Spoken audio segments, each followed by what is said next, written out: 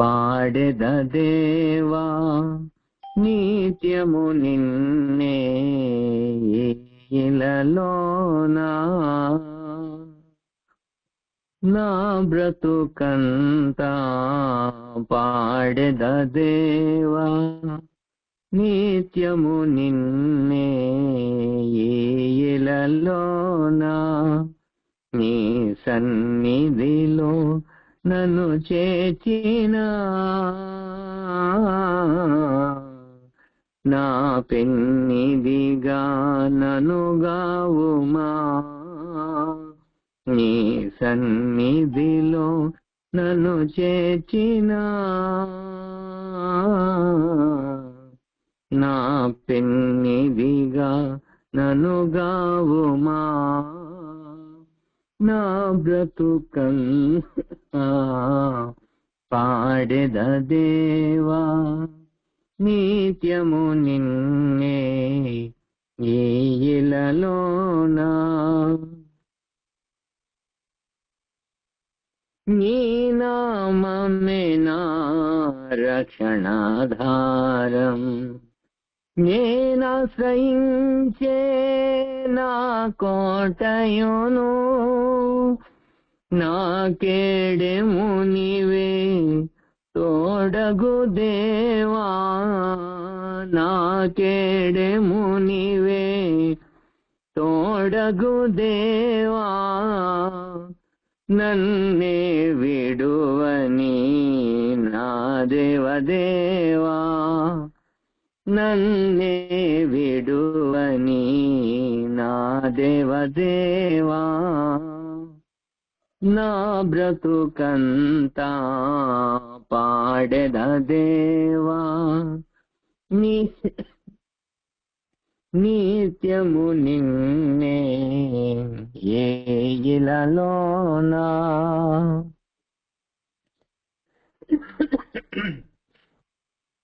నిన్నే దేవా నే నమ్మితిని నేనాశ్రయించే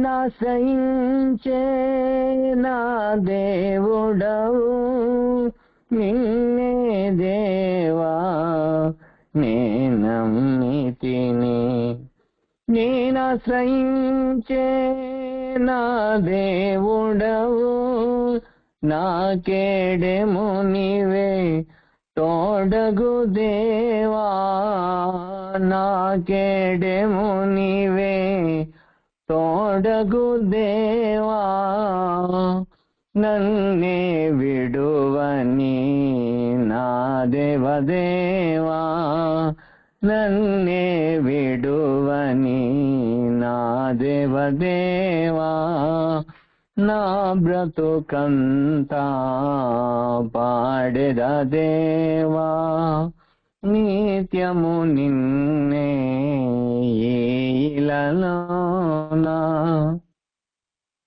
నీ సత్యవాక్యము నే చాటెదను నీ రక్షణ మార్గము నే వివరింతును నీ సత్యవాక్యము నే చాటెదను నీ రక్షణ మార్గము నే వివరింతును నా జీవదాత మోక్ష ప్రదాత నా జీవదాత మోక్ష ప్రదాత నిన్నే పొగడెదా నా గణదేవా నిన్నే పొగడెదా నా గణదేవా నా బ్రతుకంతా పాడెద దేవా నిత్యము నిన్నే ఇలలోనా నీ సన్నిధిలో నన్ను చేర్చిన నా పెన్నిదిగా నన్ను గావుమా నా బ్రతుకంతా పాడెద దేవా.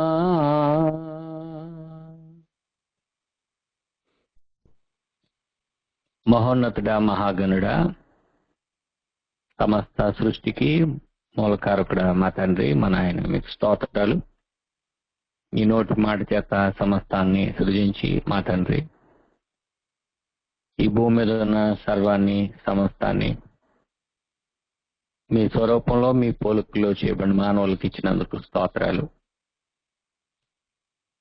మీ చేతి పని అయిన సమస్తాన్ని మా తండ్రి మా అధికారానికి లోపరిచి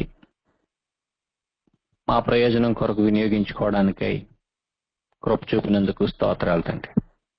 మేము బ్రతుకు కాలం అంతా మన ఆయన సమస్తాన్ని ఉచితంగా ఉపయోగించుకోవడానికి మీరు అనుగ్రహించిన కృపను బట్టి స్తోత్రాలు తండ్రి. మమ్మల్ని ఆశ్చర్యకరంగా పోషిస్తున్నారు మా తండ్రి. జీవాన్ని, ఊపిరిని, సమస్తాన్ని ఇస్తున్నారు తండ్రి. స్తోత్రాలు. మీ ప్రియబిడ్డలుగా, మీ సృష్టిగా మాకు కావలసిన సమస్తాన్ని అనుగ్రహిస్తున్నందుకు కృతజ్ఞతాస్తులు ఆయన.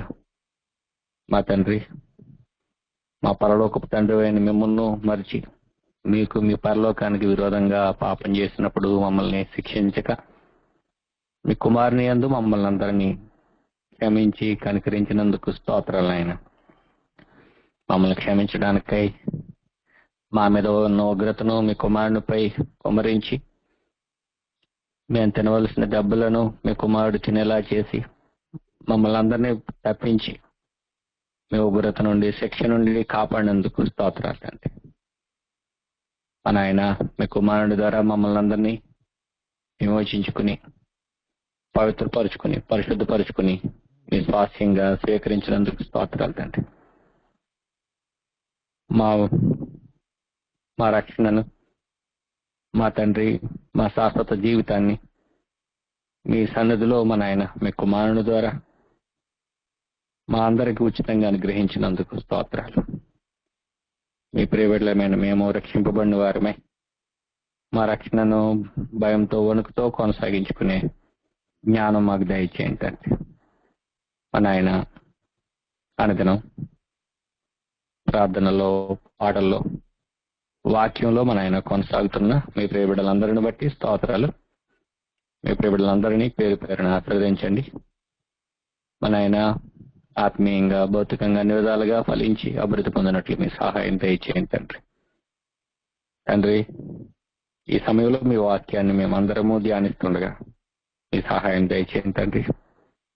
మీ కృపను, మీ కనికరాన్ని మా పట్ల విస్తరింప చేసినట్లుగా మీ వాక్యాన్ని గ్రహించే జ్ఞానాన్ని మా తండ్రి విని విశ్వసించే జీవితాన్ని మా అందరికి దయచేయండి.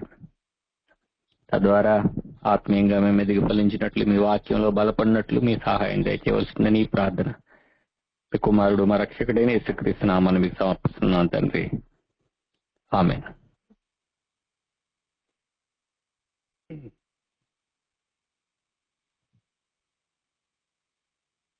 ప్రభు పేరట కూడి వచ్చిన మీ అందరికీ మరొకసారి హృదయపూర్వక వందనాలండి. ఈరోజు మనం దినవృత్తాంతాల 2వ గ్రంథం నుండి కొన్ని విషయాలు నేర్చుకుంటాం. దినవృత్తాంతాల 2వ గ్రంథం మొదటి దినవృత్తాంత గ్రంథం తర్వాత కొనసాగుతుంది. ప్రారంభంలో హీబ్రూలో ఇవి ఒకే పుస్తకంగా ఉన్నప్పటికీ వీటిని సెప్టుజెంట్ కాలంలో విభజించారు. మనం ఈ విషయాన్ని పదే పదే జ్ఞాపకం చేసుకుంటా ఉన్నాం, గుర్తిస్తారని మళ్ళీ ఈ విషయాలు చెప్తా ఉన్నాను. హెబ్రూ గ్రంథంలో ఇవన్నీ ఒకే పుస్తకంలో ఉండేవి. మొదట 2వ దినవృత్తాంత గ్రంథం పాత నిబంధన చారిత్రక గ్రంథాల్లో ఒక గ్రంథం. పంచకాండాలు, న్యాయాధిపతులు, యెహోషువ, న్యాయాధిపతులు, మొదటి సమూయేలు, 2వ సమూయేలు, మొదటి రాజులు, 2వ రాజులు, మొదటి దినవృత్తాంతాలు, 2వ దినవృత్తాంతాలు, ఎజ్రా, నెహెమ్యా, ఎస్తేరు, రూతు ఇవన్నీ కూడా చారిత్రక గ్రంథాలే. వాటితో పాటు దినవృత్తాంతాలలో 2వ గ్రంథం కూడా ఒక చారిత్రక గ్రంథం. దేవుని యొక్క ప్రజల చరిత్రను వివరించడానికి దేవుడు ఈ గ్రంథాలను మనకిచ్చారు. దేవుని యొక్క ప్రణాళికను అనుసరించి దేవుడు అబ్రహాము కుటుంబం ద్వారా, ఆ వంశం ద్వారా దేవుడు సమస్త మానవాళిని విమోచించి శాశ్వతమైన పరిష్కారాన్ని పాపానికి దేవుడు యేసుక్రీస్తునందు అనుగ్రహిస్తున్నారు. అందుకొరకు దేవుడు అబ్రహాంను ఏర్పాటు చేసుకున్నారు, ఎన్నుకున్నారు, పిలుచుకున్నారు. ఆ వంశం ద్వారా దేవుడు మానవాళికి పాత నిబంధనను, ఆ వంశం ద్వారా భవిష్యత్ యొక్క రక్షణ ప్రణాళికను దేవుడు అందించారు. ఈ క్రమంలో వారికి రాజులను ఇచ్చారు. రాజుల పరిపాలనను పరిచయం చేయడానికి రాజులను, దేవాలయపు ఆరాధనను ఇచ్చారు. మనము గ్రంథం చదువుతున్నప్పుడు 2వ సమూయేలు గ్రంథంలో దావీదు మహారాజు అవ్వడం, దావీదు యెరూషలేమును కేంద్రంగా రాజధానిగా చేసుకుని పరిపాలించడం, అక్కడే ఆత్మ సంబంధమైన కేంద్రంగా లేదా మత కేంద్రంగా ఇశ్రాయేలులకు రాజధానిని, ఆత్మ సంబంధమైన కేంద్రంగా యెరూషలేమును ఏర్పాటు చేయడం మనం చూసాం. దేవుని ప్రజల యొక్క చరిత్రలో పరిపాలన, ఆరాధన అనేది చాలా ప్రాముఖ్యమైంది. రెండింటినీ విడదీయలేం. రాజుల పాలన, దేవుని ఆలయ నిర్మాణం అనేది చాలా ప్రాముఖ్యమైంది. దినవృత్తాంతాల 2వ గ్రంథం ప్రారంభంలో ఆలయం నిర్మించబడుతుంది, ముగింపులో ఆలయం కూల్చబడుతుంది. కూలిపోయిన తర్వాత మరలా ఇశ్రాయేల్ ప్రజలు తిరిగి వస్తే తిరిగి కట్టబడదనే ప్రవచనాలు ఉన్నాయి. వారి నిరీక్షణకు ఆధారంగా దేవుడు ఈ గ్రంథాన్ని రాయించారనమాట. దేవుని ఆలయం పునర్నిర్మించడం ద్వారా దేవుని ప్రసన్నతను ఇశ్రాయేల్ ప్రజలు అనుభవిస్తూ ఆధ్యాత్మిక జీవితంలో పునరుద్ధరింపబడి యెరూషలేం ప్రాంతంలో వారు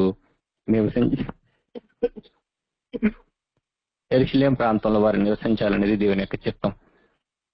అలా నివసించడం ద్వారా యేసు ప్రభు ద్వారా రాబోయే కాలంలో వాళ్ళు శాశ్వతమైన నిబంధనలోనికి, శాశ్వతమైన మందిరము ఆరాధనలోనికి ప్రజలు వస్తారనేది దేవుని యొక్క చిత్తం, దేవుని యొక్క ప్రణాళిక. కాబట్టి భవిష్యత్తు ప్రణాళికను ఎరిగిన మనము రాజుల గ్రంథాలు, దినవృత్తాంత గ్రంథాలు ఇశ్రాయేలీయుల యొక్క లేదా యూదుల యొక్క పునరుద్ధరణ లేకపోతే పునర్నిర్మాణం అనే ఆలోచనతో ఈ గ్రంథాన్ని చదువుతాం.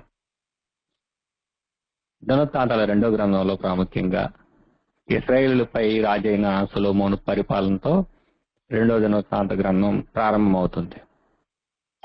ఈ గ్రంథాన్ని బబులోను చెరలో ఉన్న యూదులు పారసీక దేశపు రాజైన కోరేషు ఆజ్ఞతో విడుదల పొంది ఆకాశమందలి దేవుడైన యెహోవా లోకమందున్న సకల జనములను పరిపాలించేవాడిని, యెరూషలేములో తనకు మందిరం తిరిగి కట్టించుకుంటారనే వాగ్దానము 2వ దినవృత్తాంతాల గ్రంథం 36వ అధ్యాయం 23వ వచనంలో ఉన్న దాన్ని జ్ఞాపకం చేసుకుంటూ తిరిగి వచ్చి దేవాలయాన్ని పునర్నిర్మిస్తారనమాట. కోల్చబడిన చోటే మరలా తిరిగి కట్టబడుతుంది అనే మాటలు కూడా మనం 2వ దినవృత్తాంతాల గ్రంథం 36వ అధ్యాయంలో, అంటే ఈ గ్రంథం యొక్క చివరిలో మనం చూస్తాం అన్నమాట. యాజకుడైన యజ్రాను శాస్త్రి అని కూడా అంటారు. యాజకుడైన యజ్రా లేదా శాస్త్రి అయిన యజ్రా ఈ గ్రంథం రాశారు అనడానికి అనేకమైన ఆధారాలు ఉన్నాయి. అయినప్పటికీ యజ్రా రాసి ఉండొచ్చు అనేది పండితుల యొక్క అభిప్రాయం అన్నమాట. కాబట్టి యజ్రా ఈ గ్రంథాన్ని, మొదటి గ్రంథాన్ని కూడా రాసి ఉంటాడు అనేది పండితుల యొక్క అభిప్రాయం. రాసి ఉండొచ్చు, రాసే అవకాశం ఉంది. శాస్త్రి మరియు యాజకుడైన యజ్రాని ఎన్నుకోవడం ద్వారా దేవాలయ దృక్పథంతో ఈ గ్రంథాన్ని వ్రాయించాడు. దేవాలయ దృక్పథం అంటే ప్రారంభంలో దేవాలయం ఉంటుంది, చివరిలో దేవాలయం కూలిపోతుంది, మరలా దేవాలయం తిరిగి కట్టబడుతుంది అనే ఉద్దేశంతో ఈ గ్రంథం రాయడం జరిగింది. యజ్రా ప్రారంభం 2వ దినవృత్తాంతాల గ్రంథం యొక్క ముగింపులో ఉన్న అంటే యజ్రా గ్రంథం ప్రారంభము, దినవృత్తాంతాల గ్రంథం యొక్క ముగింపు ఒకేలా ఉంటాయన్నమాట. ఉదాహరణకు లోకాసు వార్త ముగింపు అపోస్తుల కార్యాల గ్రంథం యొక్క ప్రారంభం కనెక్ట్ అయి ఉన్నట్లు ఉంటాయన్నమాట. ఎక్కడ ముగించాడో అక్కడి నుంచి రాసినట్లుగా ఉంటుంది లోక. అలాగే రెండో దినవృత్తాంతాల గ్రంథం ఎక్కడ ముగించాడో ఎజ్రా గ్రంథం అక్కడే ప్రారంభించినట్లుగా ఉంటది. కాబట్టి ఎజ్రా రాస్తుండొచ్చు అనేది బలంగా పండితులందరూ నమ్ముతారు. ఏదేమైనప్పటికీ ఈ రెండు పుస్తకాలని దేవుడు రాయించారు, ఒక లేఖకుడిని ఉపయోగించుకున్నారు అనేది మనం గ్రహించాలి. లోకవార్త, అపోస్తుల కార్య గ్రంథాలు రాసిన, దినవృత్తాంతాల రెండో గ్రంథం, ఎజ్రా గ్రంథం రాసిన, ఏ గ్రంథం రాసినా దేవుడు రచించారు. అంటే దేవుడు వారికి జ్ఞానం ఇవ్వడంతో, దేవుని ఆత్మ వారిని నడిపించడంతో వారు రాశారు అనేది మనం గ్రహించాలి. ఎవరు రాశారు అనే దానికంటే దేవుడు రాయించారు అనేది మనం గుర్తుపెట్టుకోవాలి. వారు తమ కళలను ఉపయోగించి లేఖికులుగా వారు లిఖించారు అనేది మనం గుర్తుపెట్టుకోవాలండి. ఈ గ్రంథంలో ప్రాముఖ్యంగా రాజైన సొలొమోను రాజు అవడం, ఆయన రాజు అయిన తర్వాత పరిపాలన ప్రారంభించి ముఖ్యంగా ఆయన చేపట్టిన కార్యక్రమంలో ప్రధానమైనది ఆలయ నిర్మాణం. మనం పూర్వమే ఈ విషయాన్ని రాజుల గ్రంథంలో మనం చూసాం, రాజుల మొదటి గ్రంథంలో చూసాం, రెండో గ్రంథంలో కూడా మనం చాలా విషయాలు నేర్చుకున్నాం.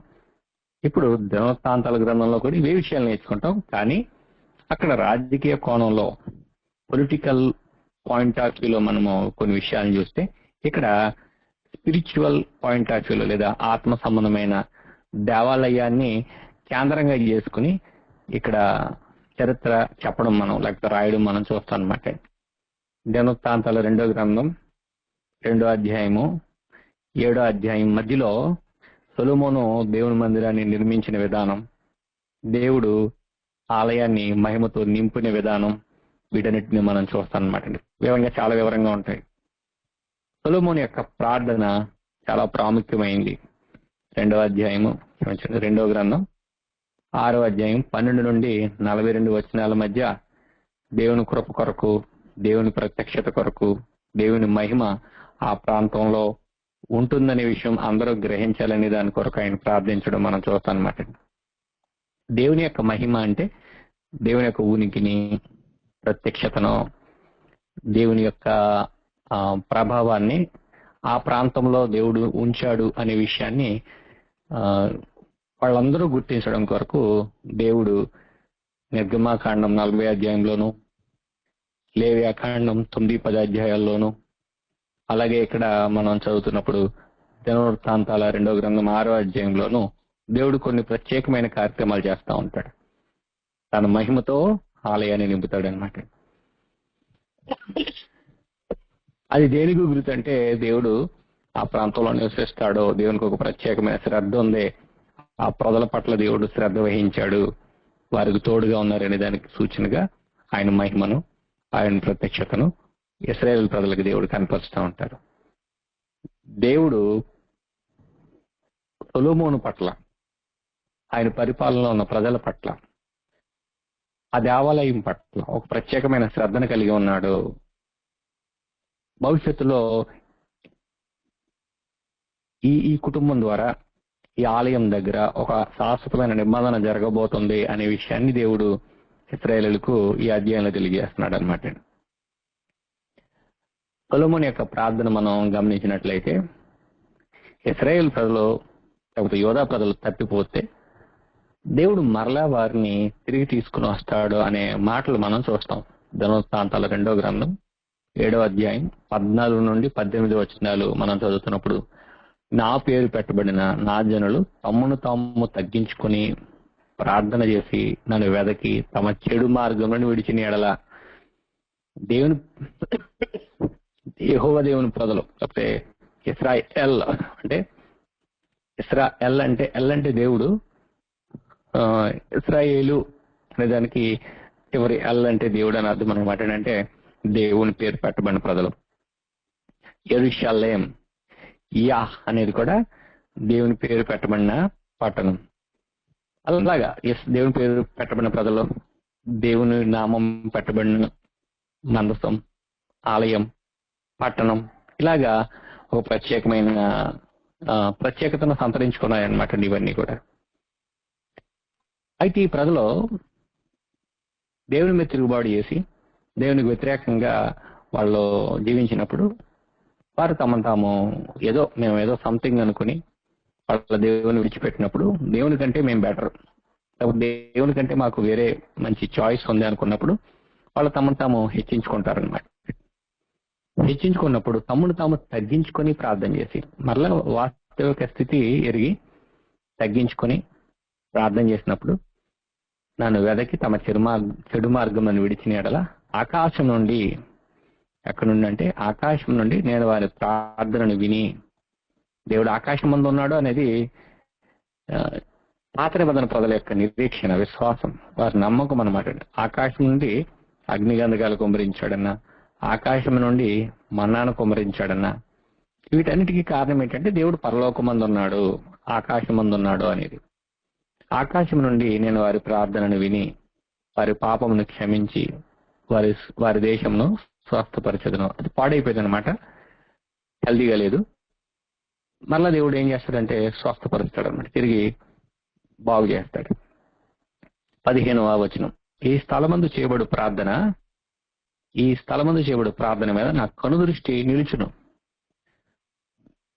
దేవుని కనులు నీతిమంతుల మీదను, ఆయన చెవులు వారి ప్రార్థన వైపున ఉన్నాయంటాడు పేతురు పత్రికలో, కీర్తన గ్రంథం 34వ కీర్తనలో. ఎక్కడ కూడా అదే మాట మాట్లాడుతున్నాడు. సొలొమోను ఈ ప్రార్థనలో జ్ఞాపకం చేసుకుంటున్నాడు. ఈ స్థలమందు చేయబడు ప్రార్థన, ఆ ప్రార్థన మీద నాకు అనుదృష్టి నిలుచును, ఆ చెవులు దానిని ఆలకిస్తాయి అనమాట. దేవుని యొక్క చెవులు ఆయన వింటాడు. ప్రజలు మొరపెట్టుకుంటే వినకుండా నిర్లక్ష్య పెట్టే అంత కఠినుడు కాదు దేవుడు. వారు తగ్గించుకోవాలి, చెడు మార్గాలను విడిచిపెట్టాలి, క్షమాహృదయంతో పశ్చాత్తాపంతో దేవుని దగ్గర రావాలి. మేము స్వస్థపడాలని, నా పరిస్థితి బాగాలేదని గుర్తించినప్పుడు దేవుడు ప్రార్థన చేస్తే విని కనుదృష్టి నిలిపి తన చెవులు వాడి యొక్క ప్రార్థనను ఆలకించేటట్లుగా దేవుడు మరలా తగిన చర్యలు తీసుకుంటాడు అనమాట. ఆలకించి తగిన చర్యలు తీసుకుంటాడు. దేవతాంతర గ్రంథం మనం చదువుతున్నప్పుడు ఈ మాటలు ఎందుకు అంటున్నాడు అంటే, రాబోయే ప్రజలు మరలా తిరిగి వచ్చి యోధా లేకపోతే ఇశ్రాయేలు పునరుద్ధరింపబడడం కొరకు దేవాలయాన్ని నిర్మించాలి. మనం ముందుగానే చెప్పుకున్నాం, ఇశ్రాయేలు యొక్క జీవితం వారి యొక్క ఆరాధనతో ముడిపడి ఉంది, వారి యొక్క దేవునితో ముడిపడి ఉంది, వారి దేవునితో చేసుకున్న నిబంధనతో ముడిపడి ఉంది. ఏదో ప్రజలంటే ప్రజలు దేవుని నమ్ముకున్నామంటే నమ్ముకున్నాం కాదు, దేవునితో ఎడబాయని సంబంధాన్ని దేవుడు కోరుకుంటా ఉన్నారు. నిబంధనలో స్థిరమైన నమ్మకమైన ప్రజలుగా ఉండాలని దేవుడు కోరుకుంటా ఉన్నారు. నమ్మకమైన ప్రజలుగా ఉండాలి. టచ్ మీ నాట్ లాగా అంటున్నట్టుగా ఉండాలని దేవుడు ఆశించలేదు. దేవునికి కావాల్సింది ఒక గాఢమైన ప్రేమ, లేకపోతే దేవుని పిల్లలు ఆయన మీద ఆధారపడి బ్రతకడం, తన పిల్లలు ఆయన మీద ఆధారపడి బ్రతకడం అనేది దేవుడు కోరుకుంటా ఉన్నారు. తన మీదే ఆధారపడాలన్నమాట. అందుకని మన దేవుడు జలస్ గాడ్ అంటారు. జలస్ గాడ్ అంటే అర్థం ఏంటంటే తన పిల్లలు వేరెవరిని చూడకూడదు, తన పిల్లలు వేరెవరి మీద ఆధారపడకూడదు. వేరే వారి మీద ఆధారపడడానికి వేరే ఆధారం ఉందంటే లేదు, ఆధారం ఉందనుకుని మోసపోతా ఉన్నారనమాట. కాబట్టి అలాగా ప్రజలు మోసపోకుండా తన మీద ఆధారపడి బ్రతకాలనుకుంటున్నారు. ఒకవేళ మోసపోతే, చెరకు వెళ్ళిపోతే, 70 సంవత్సరాలు అయిపోయిన తర్వాత కూడా దేవుడు ఏం చేస్తారంటే తిరిగి వారు వస్తే ప్రార్థిస్తే వారి మీద తన కనుదృష్టి నిలిపి వారి ప్రార్థనలు ఆలకించి వారిని మళ్ళీ తిరిగి పునరుద్ధరిస్తాడు. ఇది రాబోతున్న ప్రజలకు ఎజ్రాతో గాని, జెరుబ్బాబెలుతో వచ్చారు, ఎజ్రాతో వచ్చారు, తర్వాత నెహెమ్యాతో కూడా వచ్చిన వారు ఉన్నారు. వాళ్ళందరూ వచ్చి ఏం చేశారనంటే దేవాలయాన్ని నిర్మించిన వారు ఒకరు, దేవాలయ సమస్త ఆరాధనలను నిర్మించిన వారు ఒకరు, తర్వాత యెరూషలేము యొక్క గోడలను పునర్నిర్మించిన వాడు నెహెమ్యా అన్నమాట. ఇలాగ ప్రతి ఒక్కరు కూడా దేవాలయాన్ని ఆధారం చేసుకునే వారు తిరిగి వచ్చి దేవాలయాన్ని లేకపోతే తమ జాతిని పునరుద్ధరించారనమాట. కాబట్టి తిరిగి వచ్చే వాళ్ళు మరలా తిరిగి వస్తే దేవాలయాన్ని కడతారో లేకపోతే తిరిగి ఆ జాతి పునరుద్ధరింపబడతాది అనేది సొలొమోను ప్రార్థనలో మనం చూస్తాం అనమాట. అందుకనే సొలొమోను యొక్క పరిపాలన అనేది 1 నుండి 9 అధ్యాయాల వరకు చాలా వివరంగా మనకి చూపిస్తాడనమాట. నా పేరు 7:16 నుండి, నా పేరు ఈ మందిరమునకు నిత్యము ఉండినట్లుగా నేను దాన్ని కోరుకుని పరిశుద్ధపరిచితిని. నా దృష్టియు నా మనస్సు నిత్యము దాని మీద ఉండదు. దాని మీదే ఉంటదంటే ప్రజలు ఎప్పుడైతే దేవునితో మంచి సంబంధం కలిగి ఉంటారో ఆలయం మీద దేవుని మనసు ఉంటుంది. ఆలయాన్ని, ఆ ప్రజల్ని, ఆలయం దగ్గరకు వచ్చి ఆరాధించే ప్రజల్ని దేవుడు గౌరవిస్తారు, వారితో సంబంధం కలుపుకుంటారు.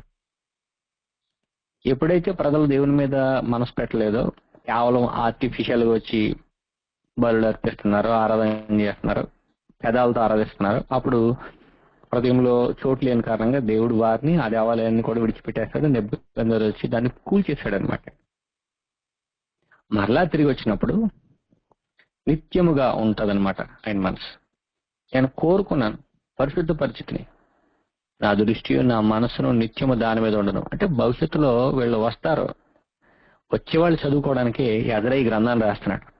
వచ్చేవాళ్ళు ప్రోత్సహింపబడి దేవాలయాన్ని పునర్నిర్మించడానికి, తమ జీవితాలు మరలా తిరిగి దేవుని దగ్గరగా పట్టుకోవడానికే ఎదర ఈ గ్రంథాన్ని రాస్తున్నాడు. కాబట్టి సొలొమోను ప్రార్థనలో ఉన్న ప్రాముఖ్యమైన విషయాల్ని 7వ అధ్యాయంలో వివరంగా రాస్తాడనమాట. 17వ వచనం మనం చదువుతుంటే, నీ తండ్రి అయిన దావీదు నడిచినట్లుగా నీవును నాకు అనుకూల వర్తనుడవై నడిచి నాకు అనుకూలంగా నడిస్తే నేను నీకు ఆజ్ఞాపించిన దాన్ని అంతటి ప్రకారం చేసి, ముందుగానే చదువుకున్నాం గడిచిన వారం రాజుల యొక్క లక్షణాలు అలాగ ఉండాలని, నీకు ఆజ్ఞాపించిన అంతటి ప్రకారం చేసి నా కట్టడలను న్యాయ విధులను అనుసరించిన ఎడల ఇశ్రాయేలును ఏలుటకు స్వసంతతి వాడు ఒకడు నీకు ఉండకపోవడని, అంటే నీ సంతతిలో వాడు ఒకడు ఉండకపోవడని నేను నీ తండ్రి అయిన దావీదుతో చేసి ఉన్న నిబంధనను బట్టి నేను నీ రాజ్య సింహాసనమును స్థిరపరచదను. ఇదన్నమాట అండి వాళ్ళు ఎదురు చూస్తుంది. రాజ్య సింహాసనాన్ని స్థిరపరుస్తాడు దేవుడు, దావీదు సంతానం నుండి ఒక స్థిరమైన రాజు రాబోతున్నాడు అనేది ఎదురు చూస్తారనమాట. కాబట్టి దినవృత్తాంతాల 2వ గ్రంథం 9వ అధ్యాయం 1 నుండి 9వ అధ్యాయం 31 వరకు సొలొమోను రాజుగా పట్టాభిషేకం పొందడం, పట్టాభిషేక్తుడు అవడం, దేవుని సహాయం కొరకు ప్రార్థన చేయడం, దేవుడు ఆయనకు సహాయంగా ఉండి జ్ఞానాన్ని, తెలివిని, వివేకాన్ని, ఐశ్వర్యాన్ని, ఘనతని, సమస్తాన్ని అనుగ్రహించడం, రాజు యెరూషలేములో యెహోవాకు మహాద్భుతమైన మందిరాన్ని నిర్మించడం, ప్రజలు దాని ద్వారా ఎంతో సంతోషించారు, దేవుడు కూడా మహిమ పొందాడు. 2వ సమూయేలు గ్రంథం క్షమించండి 2వ దినవృత్తాంతాలను 7వ అధ్యాయం 10వ వచనం మనం చదువుతున్నప్పుడు, రాజైన సొలొమోను భూరాజులందరికంటేను ఐశ్వర్యమందును జ్ఞానమందున అధికుడయ్యాను, అన్నింటిలో అధికుడయ్యాడు అనమాట. 9వ అధ్యాయంలో 2వ వచనంలో దేవుని జ్ఞానంతో నిండిన సొలొమోను పరిపాలన, ఆయన బోధలో వినడానికి ఎక్కడెక్కడి నుంచి వచ్చేవారనమాట. అయితే మనకి గ్రంథం ఏం చెప్తుందంటే, సొలొమోను కంటే గొప్పవాడు ఎక్కడున్నాడు అని యేసు ప్రభు వారిని గురించి మనం చదువుతాం అనమాట. అంటే రాబోయే కాలంలో ఎంతకు మించిన దేవాలయం యేసుక్రీస్తు అనే వ్యక్తి ద్వారా నిర్మింపబడబోతుంది అనేది, అందుకే తిరిగి వచ్చారు యూదులు. అంతకు మించిన బోధలో, అంతకు మించిన జ్ఞానం, అంతకు మించిన గొప్ప తీర్పులు, అంతకు మించిన ఘనమైన కార్యాలు సొలొమోను కంటే గొప్పవాడైన యేసుక్రీస్తు కనపరుస్తాడని మనం భవిష్యత్తులో చూస్తాం అన్నమాట. వీళ్ళు తిరిగి వచ్చిన తర్వాత వాళ్ళ యొక్క నిరీక్షణ ఏమై ఉన్నదని అంటే, రాబోయే మెషియా, రాబోయే దావీదు సంతతిలో నుండి రాబోయే గొప్ప రాజు కొరకు ఎదురు చూస్తూ వారు ఆ దేవాలయం నిర్మించుకుని అక్కడ వాళ్ళు తమ ఆరాధన కార్యక్రమాలు వాటన్నింటినీ కొనసాగిస్తారన్నమాట. సొలొమోను యొక్క ప్రాముఖ్యతను గురించి మనం చూసినట్లయితే, సొలొమోను కనపరిచిన తీర్పుల్లో న్యాయం ఉంది. ప్రజల కోసం న్యాయమైన నిర్ణయాలు చేసేవాడు అనమాట. న్యాయమైన నిర్ణయాలు, ఎక్కడ పక్షపాతం ఉండదు, జ్ఞానయుక్తమైన మంచి పరిపాలన అందించేవాడంటే. ఆయన నాయకత్వం ప్రజల జీవితాల్లో సమాధానాన్ని, నెమ్మదిని, శాంతిని, ప్రజలకు శ్రేయస్సుని తీసుకొచ్చిందనమాట. అంటే జ్ఞానయుక్తమైన పరిపాలన. దేవుని జ్ఞానంతో నిండిన సొలొమోను ప్రపంచవ్యాప్తంగా తన యొక్క ప్రభావాన్ని కనపరచగలిగాడు. ఈ విషయాన్ని మనం 2వ దినవృత్తాంతాల గ్రంథం 9వ అధ్యాయం 12వ వచనం నుండి చూస్తాం. షాబా దేశపు రాణి సొలొమోనును గూర్చిన ప్రసిద్ధిని వినినప్పుడు 9వ అధ్యాయం 12వ వచనంలో, గూఢమైన ప్రశ్నల చేత సొలొమోన్ని శోధించాలని వచ్చిందండి. అంటే చాలా టఫ్ క్వశ్చన్స్ ఉన్నాయన్నమాట అండి. ఆమెకు కొన్ని థియలాజికల్ గా, కొన్ని ఎవరు చెప్పలేనంత చిక్కులు కలిగిన, లేకపోతే చిక్కుముళ్ళు కలిగిన ప్రశ్నలు ఆమెకున్నాయన్నమాట అండి. అటువంటి క్రిటికల్ క్వశ్చన్స్ అన్నిటికీ కూడా సొలొమోను సమాధానం ఇచ్చాడు. గూఢమైన ప్రశ్నల చేత సొలొమోను శోధింపవలని కోరి మిక్కిలి గొప్ప పరివారంను వెంటబెట్టుకుని గంధవర్గములను, విస్తారము, బంగారమును, రత్నములను ఒంట్ల మీద ఎక్కించుకుని యెరూషలేముకు వచ్చింది అనమాట. ఆమె సొలొమోను వద్దకు వచ్చి తన మనసులోని విషయాలన్నింటిని గురించి ఆయనతో మాట్లాడింది అనమాట. శాబాదేశపు రాణి రాజు అయిన సొలొమోను యొక్క జ్ఞానాన్ని పరిశీలించడానికి వచ్చిందని మొదటి రోజుల గ్రంథం 10వ అధ్యాయంలో మనం చూస్తాం.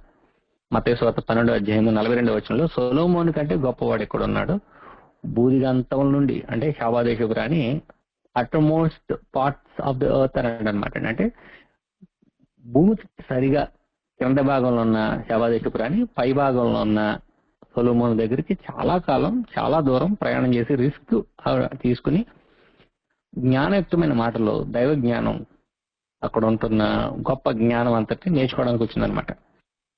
అలాగే భవిష్యత్తులో దేవుని మెస్సియా వస్తే దేవుని యొక్క మెస్సియాను దేవుడు జ్ఞానంతో నింపుతాడు, 7 fold స్పిరిట్ ఇస్తాడు అనమాట. అటువంటి ఆత్మ కలిగిన మెస్సియా దగ్గరకు రాబోతున్నారు.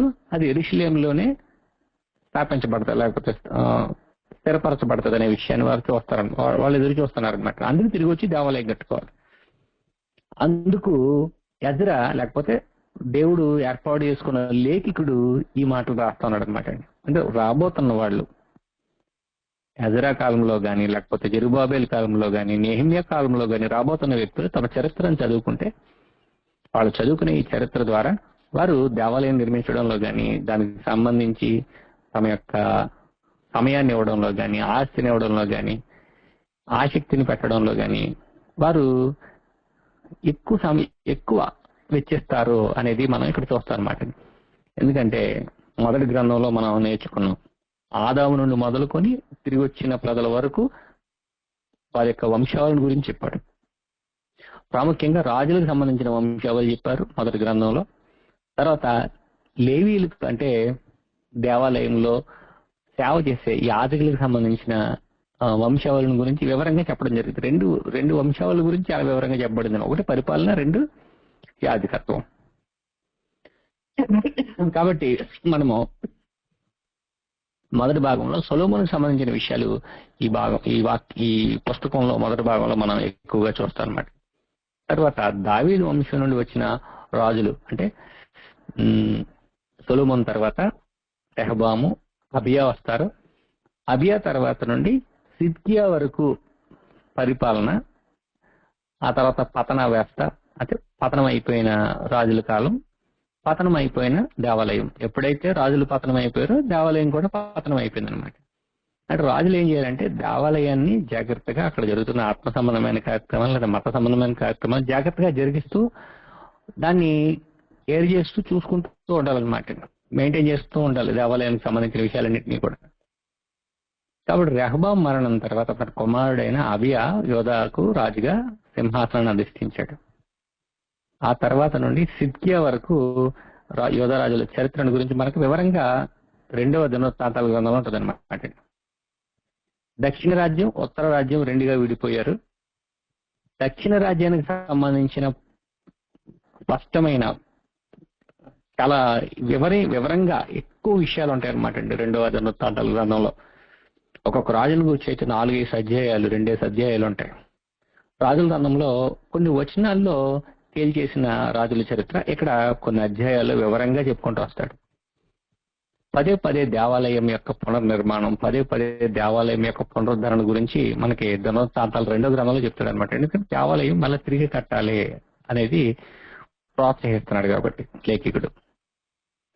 కాబట్టి 2వ దినవృత్తాంతాల గ్రంథం 10వ అధ్యాయము 1 నుండి 36వ అధ్యాయం 23 వరకు మనకి అబియా నుండి సిద్కియా వరకు జరిగిన చరిత్రను మనం చూస్తాం, లేదా రెహబాము నుండి సిద్కియా వరకు జరిగిన చరిత్రను చూస్తాం.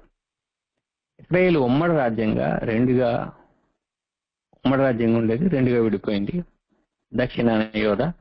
మనం ఈ రాజుల గ్రంథాలు చూద్దాం. మరొకసారి మళ్ళీ దీన్ని మనం చెప్పుకోం. కానీ దేవాలయం నిర్మాణం పూర్తయి 30 సంవత్సరాల కొద్ది కాలంలో ఆలయ ఖజానా దోపిడీకి గురైందండి. రెహబాం కాలంలో ఆలయ ఖజానాకి దోపిడీకి గురైంది. రెహబాం తర్వాత పరిపాలించిన 19 మంది రాజుల్లో 5 రాజులు నమ్మకస్తులుగా ఉన్నారు. 3 ఆరంభంలో నమ్మకంగా ఉన్న ఆ తర్వాత అవిశ్వాసులు అయ్యారు. ఒకరు తన తప్పుడు ప్రవర్తన మార్చుకున్నాడు. అంటే రాజులు 19 మంది రాజులు వస్తే యువత రాజులు, వారిలో 5 నమ్మకస్తులుగా ఉన్నారు. 3 ఆరంభంలో నమ్మకంగా ఉన్న చివరిలో వాళ్ళు కూడా తప్పిపోయారు అనమాట. యెహోవాపై నమ్మకం ఉంచిన 5 రాజుల కార్యకలాపాలు ప్రత్యేకించి వివరంగా వ్రాయబడ్డాయండి. అంటే నెగిటివ్ పాయింట్స్ కంటే పాజిటివ్ పాయింట్స్ కి, అంటే అనుకూలమైన రాజుల గురించిన చరిత్రలో అనుకూలమైన విషయాలు ఎక్కువగా దినవృత్తాంతాల 2వ గ్రంథంలో మనం చూస్తాం అన్నమాట. ప్రతికూలమైన విషయాలు, నెగిటివ్ పాయింట్స్ తక్కువ ఉంటాయి, పాజిటివ్ పాయింట్స్ ఎక్కువగా ఉన్న గ్రంథం అనమాట. 2వ రాజుల గ్రంథంలో అలా కాదు, పొలిటికల్ గా ఏం జరిగింది అనేది చెప్పుకుంటూ పోతాడు. కానీ ఇక్కడ ఆత్మ సంబంధంగా ప్రజల్ని బలపరచాలి కాబట్టి, మరలా పునరుద్ధరించాలి కాబట్టి, మంచి రాజుల యొక్క మంచి మంచి కార్యాలు, వారి ఆలయాన్ని ప్రజల్ని ఏ విధంగా పునరుద్ధరించాలి, ఆరాధన ఏ విధంగా పునరుద్ధరించాలి. యోషియా అయితే ఆయన గొప్ప సంస్కర్తగా పస్కా పండుగను ఘనంగా జరిగించాడు. గొప్ప గొప్ప ఏర్పాట్లు చేశాడు, వేల బలులు ఇచ్చాడు. కాబట్టి దినవృత్తాంతాల గ్రంథం ద్వారా మరలా ఆరాధన తిరిగి పునరుద్ధరింపబడాలి, దేవునితో సహవాస సంబంధాలు మరలా తిరిగి ప్రారంభ దశలో ఉన్నట్లుగా పునరుద్ధరింపబడాలి అనే ఉద్దేశంతో ఈ గ్రంథాన్ని దేవుడు లేఖకుని చేత రాయించాడనమాట. దేవుడే రాయించారు, లేఖకుని చేత రాయించాడనమాట.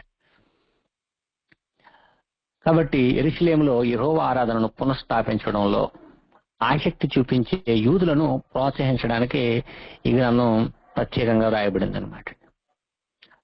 యూదా రాజుల చరిత్ర మనం చూసినట్లయితే ఈ గ్రంథం ప్రధానంగా రాజులకు, దేవాలయానికి, వారి యొక్క నైతిక విలువలకు సంబంధించిన విషయాలను, నాయకత్వం అంటే సరైన నాయకత్వం, రైట్ లీడర్షిప్ గురించి దృష్టి సారించిన గ్రంథం అన్నమాట అండి.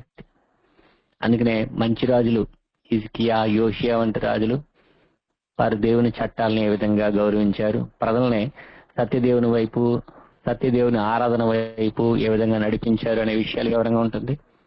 చెడ్డరాజులు అంటే మనస్సే, ఇంకా మొదలైన వారు కొంతమంది ఉన్నారు, వారు చేసిన విగ్రహారాధన, అన్యాయము, తర్వాత రక్తపాతం, వాటమి. అంటే మంచి రాజులు పరిపాలన చేస్తున్నప్పుడు విజయాలు సాధిస్తారు, నెమ్మదిగా సమాధానంగా ఉంటారు. చెడ్డరాజులు మనస్సే లాంటి వారు పరిపాలన చేస్తున్నప్పుడు ప్రవక్తలు సహితం హతమార్చబడతారు. విగ్రహారాధన, అన్యాయం, అక్రమం, రక్తపాతం, ఓటమి, ఇటువంటివి ఎన్నో చూస్తారనమాట. ఇటువంటి విషయాలన్నింటినీ వివరంగా రాయించారనమాట. యోషియా కాలం మనం చూస్తే దినవృత్తాంతాల 2వ గ్రంథం 34 నుండి 33 వచనాల్లో యోషియా దేవుని యొక్క ధర్మశాస్త్రాన్ని చదవడం ద్వారా శాస్త్రియకు సాఫాను క్రొత్తగా లభించిన యెహోవా ధర్మశాస్త్ర గ్రంథాన్ని యోషియా దగ్గరికి తీసుకొచ్చాడు. సాధారణంగా రాజులు సింహాసనం ఎక్కగానే ఏం చేయాలంటే దేవుని ధర్మశాస్త్రం రప్పించుకుని కాపీ రాసుకుని తన దగ్గర పెట్టుకోవాలి. అలాంటిది ధర్మశాస్త్రమే దొరకనంత దుస్థితికి వచ్చేసారనమాట. నిర్లక్ష్య పెడితేనే దొరకదు. ఎప్పుడో వారానికి ఒకసారి, నెలకు ఒకసారి బైబిల్ చేస్తున్నాం అనుకోండి, ఎక్కడ పెట్టాం మర్చిపోతాం. ప్రతిరోజు చదువుతా ఉన్నాం అనుకోండి, ఎక్కడ పెడతాం మనకు జ్ఞాపకం ఉంటుంది. కాబట్టి మెమరీ లాంగ్ ఎక్కడో పెట్టేసాం అనుకోండి, మర్చిపోతా ఉంటాం. నిర్లక్ష్యం అనమాట. అలాగే రాజులు నిర్లక్ష్య పెట్టకూడదు, అసలు యెహోవా ధర్మశాస్త్రాన్ని ధ్యానిస్తూ ఉండాలి. ప్రజలు ధ్యానించాలి, రాజులు ధ్యానించాలి, అందరూ ధ్యానించాలి. అలాంటిది ధ్యానించిన కారణంగా వీళ్ళు దేవునికి దూరం అయిపోయారు, సమస్యలు కొని తెచ్చుకున్నారనమాట. మనం ముందుగానే ద్వితీయోపదేశ కాండంలోనూ అలాగే లేవియా కాండంలో కూడా చూస్తాం. ధర్మశాస్త్రాన్ని పాటిస్తేనేమో ఆశీర్వాదము, జీవము, మేలులు. ధర్మశాస్త్రాన్ని పాటించకపోతేనేమో శాపము, మరణము, ఇవన్నీ వాళ్ళకు వస్తాయన్నమాట. కాబట్టి దేవుడు ముందుగానే చెప్పాడు, మీరు ఎన్నుకోండి అని చెప్పాడు అనమాట. కాబట్టి ప్రజలే ఎన్నుకున్నట్లుగా మనం గమనిస్తూ ఉంటాం. రాజులు వచ్చి ఎంత ప్రయత్నాలు చేసినా ప్రజల్లో ఉన్న అవిధేయత లేకపోతే ఆ వారిలో ఉన్న చీకటి తొలగిపోదన్నమాట. కాబట్టి పతనా స్థితిలో ఉన్న యోధా రాజ్యాన్ని పునరుద్ధరించిన కొందరు యోధా రాజుల గురించి వివరంగా చెప్పబడింది అనమాట. బైబిల్ చరిత్రలో ప్రాముఖ్యమైన స్థానాన్ని వాళ్ళు కలిగి ఉన్నారు. ఆ రాజుల గురించి మనం చూస్తాం. వీరు తమ పాలన ద్వారా యెహోవా పట్ల ప్రజల ఖచ్చితత్వంగా నిబంధనలో నిలబడేవారుగా, నిబద్ధత కలిగి ఉండడానికి వారిని పెంచి పెంపారేటట్లుగా చేయడం, విగ్రహారాధనను తొలగించడం, నిబంధనను అనుసరించి జీవించడానికి, నీతి న్యాయాన్ని స్థాపించడానికి వారు ఎంతో ప్రయత్నం చేశారన్నమాట. యోధాను పునరుద్ధరించిన ప్రధాన రాజులు ఆశ, దినవృత్తాంతాల 2వ గ్రంథం 14-16 అధ్యాయాల్లో ఉంటాడు. ఈయన పునరుద్ధరింపబడడానికి తీసుకున్న చర్యలు ఏంటంటే దేవునికి వ్యతిరేకంగా ఉన్న బలిపీఠాలను పడద్రోశాడు, విగ్రహాలను కోలద్రోశాడు. తర్వాత యాజకుల్ని ఎవరైతే ఉన్నారో వాళ్ళని పునరుద్ధరించి మధ్యలో వచ్చిన విగ్రహారాధన సంబంధమైన యాజకులు కూడా ఉంటే వాళ్ళు తొలగించాడు అనమాట. యెహోవా పట్ల లేకపోతే యెహోవా పక్షంగా ప్రజలు మళ్ళా తిరిగి దేవుని వైపు తిరిగేటట్లుగా చాలా సంస్కరణలు చేశాడు అనమాట. ఆయన శ్రద్ధగా ఆరాధించేటట్లుగా ప్రజల్ని ప్రోత్సహించాడు, భక్తితో ఆరాధించేటట్లుగా ప్రజలను ప్రోత్సహించాడు. తద్వారా సైనిక విజయాన్ని కూడా పొందాడు, ఫిలిస్తీన్లపై గెలిచాడు అనమాట ఆశ. తర్వాత యెహోషాపాతు 15-20 అధ్యాయాల్లో ఈయన జీవితం మనకు కనిపిస్తుంది. యెహోవా ఆజ్ఞలను బోధించే పండితులను దేశమంతటా పంపించాడు. అంటే యాజకులను దేశమంతా పంపించి బోధలు చేయండి, ధర్మశాస్త్రాన్ని బోధించండి అని పంపించాడు. మోసే ధర్మశాస్త్రానికి ప్రాధాన్యతనిచ్చి నీతిని, న్యాయాన్ని, ధర్మాన్ని పునరుద్ధరించాడు అనమాట. దేవుని మీద ఆధారపడ్డాడు ఈయన బాగా. ప్రజలు కూడా ఆధారపడాలని ప్రోత్సహించాడు. పెద్ద సైన్యం లేకపోయినా శత్రువులను ఎదుర్కొని విజయాలు సాధించాడు. తర్వాత హిజ్కియా 2వ రాజుల గ్రంథం 18-20 అధ్యాయాల్లోను, 2వ దినవృత్తాంతాల గ్రంథం 29-32 అధ్యాయాల్లో. హిజ్కియా అక్కడేమో 3 అధ్యాయాల్లో ఉంటే ఇక్కడ 5 అధ్యాయాల్లో ఉంటాడు అనమాట. అంటే అంత ఎక్కువ స్పేస్ ఇస్తాడనమాట అండి దినవృత్తాంతాల 2వ గ్రంథంలో రాజులు, మంచి రాజులకు సంబంధించి. ఇతను పాడైపోయిన దేవాలయాన్ని, అపవిత్రమైపోయిన దేవాలయాన్ని శుద్ధి చేసి ఆరాధనను పునరుద్ధరించాడు. విగ్రహారాధన తొలగించి కేవలం యెహోవాకు మాత్రమే ఆరాధించాలని ప్రకటించాడు అనమాట. అంటే అప్పటికి ఇతర దేవతలను ఆరాధించడం అనేది సొలొమోను కాలంలోనే ప్రారంభమైపోయింది. దేవుని పట్ల విశ్వాసం కలిగి ఉండాలని ప్రోత్సహించాడు. భక్తితో, శ్రద్ధతో ప్రార్థన చేసి అష్షూరాజు సైన్యాన్ని ఓడించాడు అనమాట అండి హిజ్కియా. మనం యెషయా గ్రంథంలో ఈయన వివరాలు చాలా ఎక్కువగా చూస్తాం. తర్వాత యోషియా, ఇతను ఆల్మోస్ట్ చివరిగా ఉన్న మంచి రాజు అనమాట. దేవాలయం, ధర్మశాస్త్రం బోధించడం ద్వారా దేవాలయాన్ని పునరుద్ధరిస్తాడు, విగ్రహాలను ధ్వంసం చేస్తాడు. ఇతను చాలా అంటే ఆసక్తితో కార్యక్రమాలు జరిగిస్తాడు అనమాట. భక్తిని పునరుద్ధరించాలనుకుంటాడు కానీ పస్కా పండుగను మరలా తిరిగి చాలా ప్రభావవంతంగా జరిగిస్తాడు. అయినప్పటికీ ప్రజలు చాలా అప్పటికే దిగజారిపోతారు. ఆయన తర్వాత అతి తక్కువ కాలంలో యోధా బబులోను చెరకు వెళ్ళిపోద్ది అనమాట. అప్పటికే ఇశ్రాయేలీలు అషూరు చెరకు వెళ్ళిపోయారు. ఇప్పుడు యూదులు కూడా బబులోను చెరకు వెళ్ళిపోతారు. ఎందుకు దేవుడు విడిచిపెట్టేశాడు అని అంటే, విడిచిపెట్టేయడానికి గల కారణం వారు అంతకు ముందే దేవుని విడిచిపెట్టేశారు.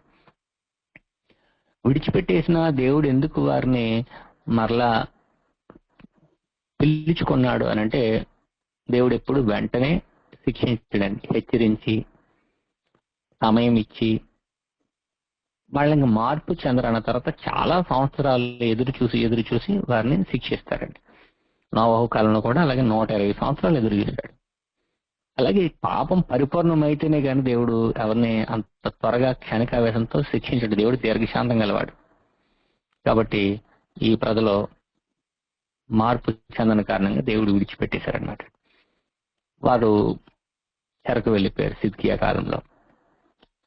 కొరేషు రాజు ఆజ్ఞ మేరకు, అంటే సైరస్ అంటారు, పారసిక దేశపు రాజు అయిన కొరేసు రాజు ఆజ్ఞ మేరకు, అంటే ఈయన ఒక చక్రవర్తి, కాలం ముగుస్తుంది, 70 సంవత్సరాలు ముగుస్తాయి. అప్పుడు దానియేలు గ్రంథంలో కూడా మనం చూస్తాం, ఇర్మియా గ్రంథంలో మనం కూడా చూస్తాం, తిరిగి వస్తారనే విషయాన్ని. దానియేలు ప్రార్థన కూడా ఉంటుంది. 70 వారాల ప్రవచనం కూడా ఇక్కడే ఉంటుంది. ఇది యోధా ప్రజలకు బబులోని దేశం నుండి చెర నుండి విముక్తి కల్పించి మరలా ఆలయాన్ని తిరిగి పునర్నిర్మించే అవకాశం ఇస్తాడు అనమాట. దినవృత్తాంతాలు 2వ గ్రంథం 36వ అధ్యాయం 22 నుండి 23, అంటే చివరి భాగంలో ఈ విషయాలు మనం చూస్తాం అనమాట. కాబట్టి మంచి రాజులు ఆ దేశంలో ప్రజలు ఉండేటట్లుగా, ఆ దేశం నెమ్మదిగా సమాధానంగా ప్రశాంతంగా ఉండేటట్లుగా ప్రజల్ని పరిపాలించేవారు. ఆలయంలో ఆరాధన జరిగేటట్లుగా, పండగలు సమయానికి జరిగేటట్లుగా, యాజకులు ప్రజల్ని దేవుని వాక్యంతో బలపరిచేటట్లుగా ప్రోత్సహించేవారు.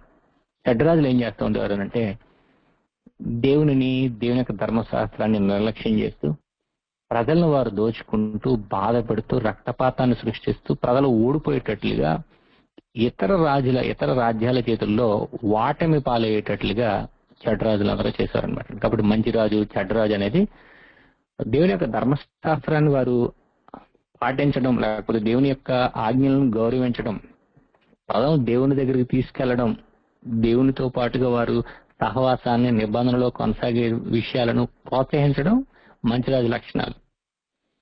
దానికి మనం దావీదుని చూస్తాం, సొలొమోను ప్రారంభంలో చూస్తాం, తర్వాత యెహోషాపాతు, యోషియా, హిజ్కియా, ఆశా, ఇటువంటి వారిని చూస్తాం అనమాట. కానీ మనం చెడ్డరాజులను చూస్తూ ఉంటాం.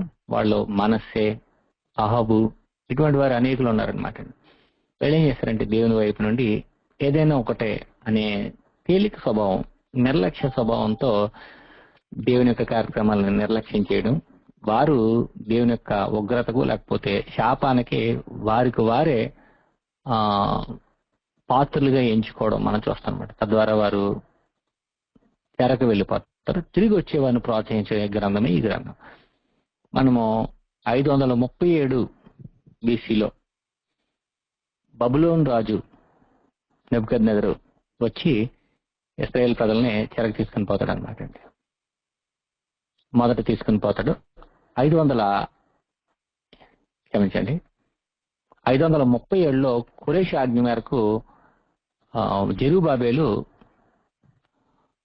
537లో ఖురేషు ఆజ్ఞ మేరకు జెరుబ్బాబెలు నాయకత్వంలో యూదులు చెర నుండి తిరిగి వచ్చి దేవాలయాన్ని నిర్మించడానికి ప్రయత్నం చేస్తారు. ఎజ్రా వచ్చి ప్రజల్ని 457 BCలో సుమారుగా అన్నమాట. ఈ లెక్కలన్నీ సంఖ్య ఎప్పుడు చెప్పినా సుమారే, చరిత్ర కాబట్టి. 457 BCలో ఎజ్రా వచ్చి ప్రజల్ని, సమాజాన్ని పునరుద్ధరిస్తాడండి. ఎజ్రా గ్రంథం 7వ అధ్యాయం 1వ వచనంలో ఈ విషయాన్ని చూస్తాం.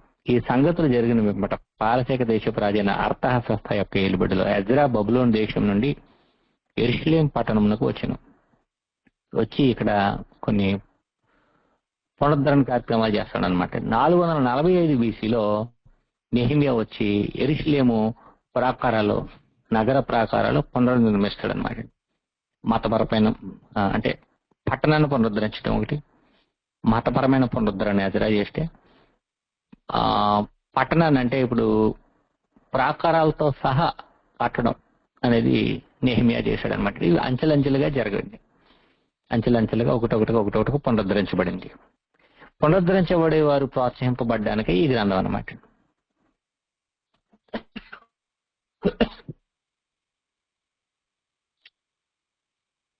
ఈ గ్రంథంలో 3 భాగాలుగా విభజించవచ్చండి. సొలొమోను యొక్క పరిపాలన 1 నుండి 9 అధ్యాయాలు, రెహబాము యొక్క మూర్ఖత్వం లేకపోతే అవిధేయత, అజ్ఞానం ద్వారా రాజ్యం విభజన అయిపోయింది, అది 10 నుండి 12 అధ్యాయాలు. యోధా రాజులు అనగా రెహబాము నుండి సిద్కియా వరకు ఆ పాలకుల చరిత్ర 13 నుండి 36 అధ్యాయాలు మనం చూస్తాం అన్నమాట. తర్వాత అబియా భక్తిపూర్వక ప్రసంగం ఒకటి ఉంటుందండి ఇక్కడ 13వ అధ్యాయంలో. ఇటువంటివన్నీ కూడా రాజుల గ్రంథాల్లో ఉండవు అనమాట. అంటే రాజుల గ్రంథాల్లో ఇవన్నీ ఉండవు. యెహోషాపాతు అవివేక సంబంధమైన సంధి లేకపోతే ఒప్పందం చేసుకోవడం ఒకటి ఉంటుందండి. ఉజ్జియా కుష్టి వ్యాధికి లోనవడం అనేది కూడా మనం చూస్తాం. ఉజ్జియా మంచి రాజు, కానీ ఆయన చేసిన చిన్న తప్పిదం ఏమైతే ఉందో ఆ తప్పిదం అతను కుష్టి వ్యాధి రావడానికి కారణమైందనమాట అండి. పాత నిబంధన మనం చదువుతున్నప్పుడు ఇది ఒక ప్రాముఖ్యమైన పాయింట్. మనకి పాత నిబంధన చదువుతున్నప్పుడు రాజు యాజకత్వం చేయకూడదు, కానీ ఉజ్జియా యాజకత్వం చేయడానికి ముందుకొచ్చి ధూపం వేయబోయి కుష్టి వ్యాధికి కారణమయ్యాడు అనమాట. తనకు తానే కుష్టి వ్యాధి తెచ్చుకున్నాడు అనమాట. ఇలాగ మనకి రాజుల గ్రంథంలో లేనివి మనకి ఈ గ్రంథంలో ప్రత్యేకంగా ఉంటాయన్నమాట అండి. ఈ విషయాలు మనం గుర్తుపెట్టుకోవాలి. ఎందుకనంటే ఆత్మ సంబంధమైన కార్యక్రమాల్లో, దైవిక సంబంధమైన కార్యక్రమాల్లో దేవుడు ఎలాగ ఎవరు చేయమన్నారో వాటిని పునరుద్ధరించడం అనేది మనము లూకాసు వార్తలో చూస్తాం. జకరియా వచ్చి తన యొక్క తరగతి చొప్పున, అంటే తనకి ఏర్పాటు చేయబడిన అంటే యాజకులు ఏం చెయ్యాలో ఆ క్రమం చొప్పున తన కుటుంబాన్ని బట్టి, తన వంశావళిని బట్టి, తనకు అప్పగింపబడిన పనిని బట్టి జకరియా వచ్చి తన యాజకత్వాన్ని నిర్వహిస్తాడు దేవాలయంలో. రాజులు పరిపాలన చేస్తూ ఉంటారు అన్నమాట. ఎక్కడ పరిపాలన ఎవరు చేయాలి, అది ఎక్కడ యాజకులు పరిచర్య చేయాలి, దీన్ని జరిగిస్తూ ఉంటారు. రాబోయే మెస్సియా ఏం చేస్తాడంటే పరిపాలనను యాజకత్వాన్ని కలిపి జరిగిస్తాడు అనేది కూడా యూదుల యొక్క అల్టిమేట్ నిరీక్షణ అనమాట. కాబట్టి ఈ విషయాలన్నింటినీ మనం 2వ దినవృత్తాంతాల గ్రంథంలో చూస్తాం. దేవుని చిత్తమైతే ఎప్పుడైనా ప్రతి అధ్యాయాన్ని, ఒక్కొక్క అధ్యాయాన్ని మనం నేర్చుకుందాం. ప్రాముఖ్యంగా ఈ రోజు మనం నేర్చుకున్నది ఏంటంటే, ఇది యూదుల చరిత్ర, చెదిరిపోయిన యూదుల చరిత్రను వారు మళ్ళా తిరిగి వచ్చిన తర్వాత దేవాలయాన్ని పునర్నిర్మించడం కొరకు, ప్రోత్సహించడం కొరకు దేవుడు రాయించింది. దేవుడు దావీదుకు చేసిన వాగ్దానం ప్రకారంగా వారు తిరిగి వస్తారని, సొలొమోను యొక్క ప్రార్థన ప్రకారంగా మరలా వారు తిరిగి వస్తారని, తిరిగి వస్తే వారు మరలా తిరిగి స్థాపించబడతారు, స్థిరపరచబడతారు, శాశ్వతమైన నిబంధన వారితో దేవుడు చేసుకుంటాడు, సొలొమోను కంటే గొప్పవాడు భవిష్యత్తులో రాబోతున్నాడు అనే విషయాలు మనం ఈరోజు ప్రధానంగా నేర్చుకున్నాడు. దేవాలయం కూల్చబడింది, మరలా తిరిగి కట్టడానికి దేవుడు తన రాబోయే రాజును, శాశ్వతమైన రాజుని ఏర్పాటు చేసుకుంటాడు అనేది ప్రధానమైన నిరీక్షణ అనమాట. శ్రద్ధగా అందరికీ హృదయపూర్వకంగా ప్రార్థన చేసుకుందాం.